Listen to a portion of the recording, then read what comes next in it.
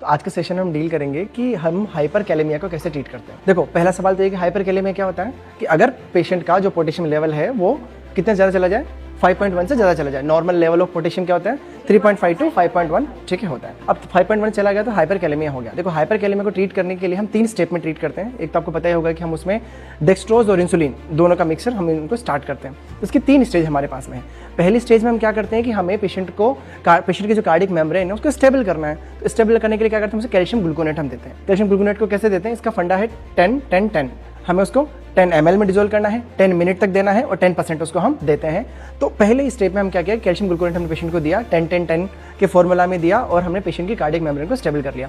दूसरी स्टेप अभी आती है, जो पोटेशियम है उसका हमें क्या करना है कि हमें उसे इंट्रावेस्कुलर कंपार्टमेंट से इंट्रासेलुलर कंपार्टमेंट में शिफ्ट करना है। उसे हम लोग ग्लूकोज और इंसुलिन साथ में हम देते हैं। अब देखो, ग्लूकोज इंसुलिन साथ में देने से क्या फायदा मिलेगा उसे कि जितना भी जो उसका पोटेशियम है वो अब उसके वेस्कुलर कंपार्टमेंट से उसके सेलुलर कंपार्टमेंट में आ जाएगा, लेकिन अभी तक ये बॉडी से बाहर नहीं निकला है। तीसरी स्टेप में हम पेशेंट को डायरेटिक्स देते हैं, जैसे कि लूप डायरेटिक्स हो गया, लेसिक्स हो गया, फ्रूसामाइड हो गया, ताकि जितना भी जो पोटेशियम है वो बॉडी से बाहर निकल सके। तो ये 3 इजी स्टेप में हम करते हैं। पहला, हम कैल्शियम ग्लूकोनेट देंगे। दूसरा, पेशेंट को हम लोग डेक्सट्रोज प्लस इंसुलिन देंगे। और तीसरा, हम उसे डायरेटिक्स देंगे ताकि वो बॉडी से बाहर निकल सके। So this is the management of the hyper